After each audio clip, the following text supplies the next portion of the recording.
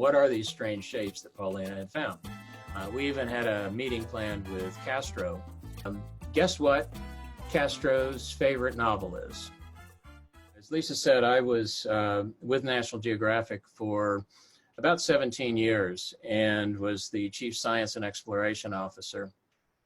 And among other things, I was responsible for going out and finding projects, talent, interesting opportunities, and had the chance to go to some amazing places and work with some incredible people. That I would walk you through a couple of projects that I was involved in that involved real lost cities. So, in 2000, I was on assignment in Cuba, and we were researching several potential projects and stories, and of particular interest were the many shipwrecks that are off the coast of Cuba. And according to the historical records, there are as many as 13,000 vessels that have passed through or had passed through Cuba during the early colonial period on their way to Spain carrying treasure. And not surprisingly, many of those ships failed to complete the journey. They were either waylaid by pirates, or they got caught in the Straits of Yucatan when one of the many hurricanes would come roaring through. And the cargo, of course, would wind up on the seabed. So it's estimated that about 400, 500 Spanish ships lie in and around the Havana harbor, and then another 100 or so are to the west in the Straits of Yucatan. And so it was this interest in shipwrecks that led us to this person here. This is Paulina Zielinski. She's an ocean engineer, and she and her husband, Paul Weinsweig, were introduced to us. And Paulina was born in Poland, and she'd study engineering in the Soviet Union, or the former Soviet Union, I should say. And during the Cold War, she worked on a Russian submarine base in Cuba. And eventually she defected to Canada. That's where she met Paul, married him, and together they set up a company called Advanced Digital Communications. And in the 90s, they managed to get back to Cuba. And Paulina and Paul were looking for shipwrecks because they, like many people, believe that Cuba was one of the richest environments for sunken Spanish treasure ships, and that only a fraction of them had been found. One of the problems, however, was that many of these ships were in deep water, and so it was difficult to access them. Paulina had a ship with deep water ocean exploration capability.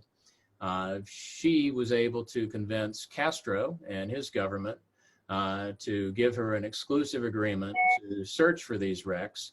And their agreement was that they would split 50-50, whatever it is she found. Now, we were somewhat skeptical of that and felt she was a bit naive in thinking that the Cubans were going to honor that deal, but nevertheless, that was her deal, and so it was Pauline's problem. Anyway, this is her research vessel, the academic Galitzin. And, you know, shipwrecks, they're not all that interesting. At least they weren't that interesting, the run-of-the-mill shipwreck.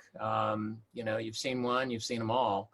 But what really intrigued us here was that Paulina was looking for a very special ship. One of the wrecks that they had identified was purportedly the what they called the mother of all treasure ships, and it lay in about 3,000 feet of water.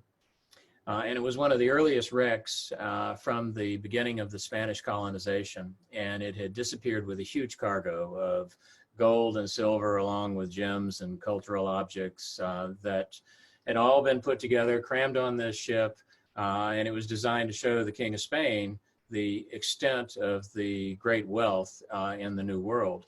And it was also unusual because the Spanish had not melted down the gold and silver as they would typically do in later years.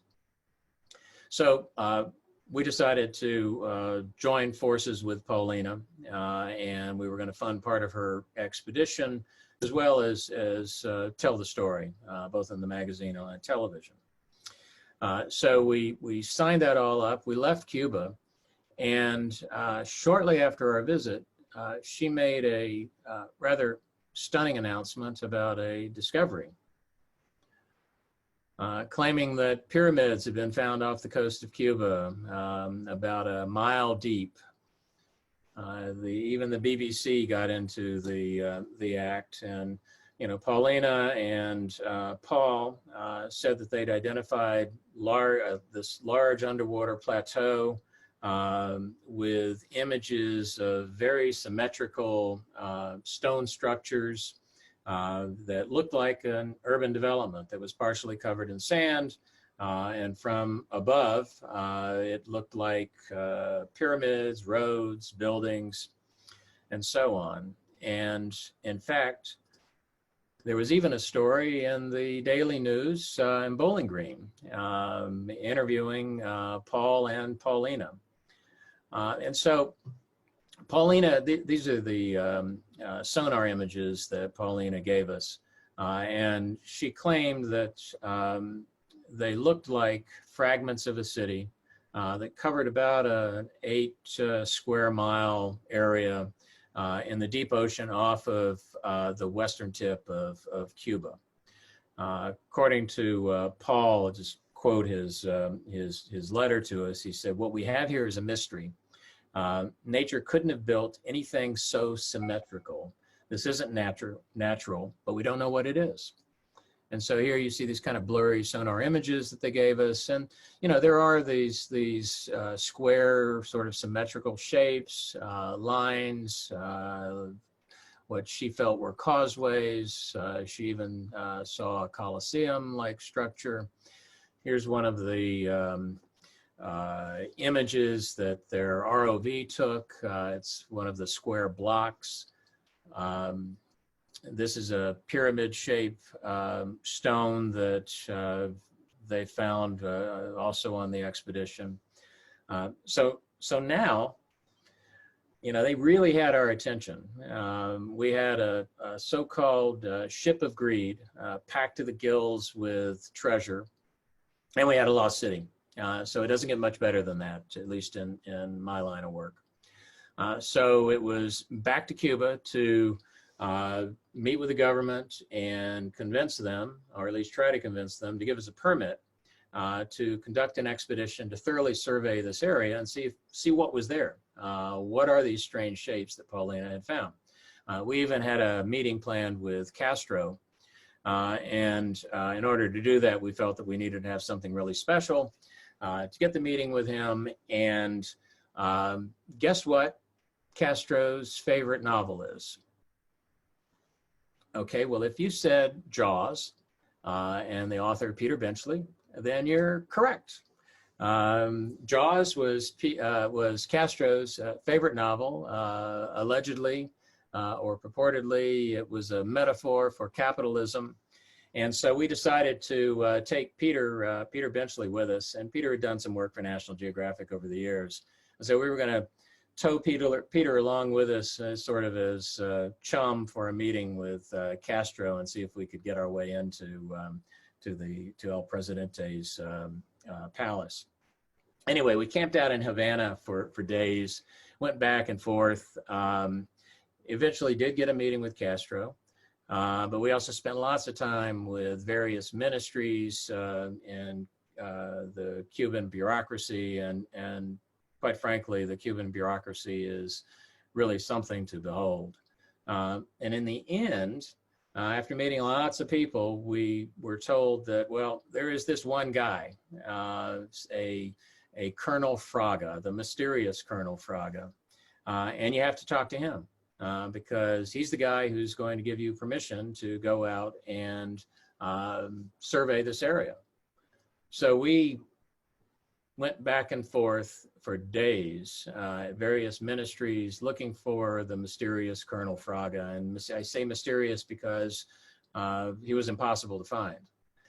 We chased him back and forth never did really find Colonel Fraga. We finally met his assistant. We left him a message and a proposal for our project.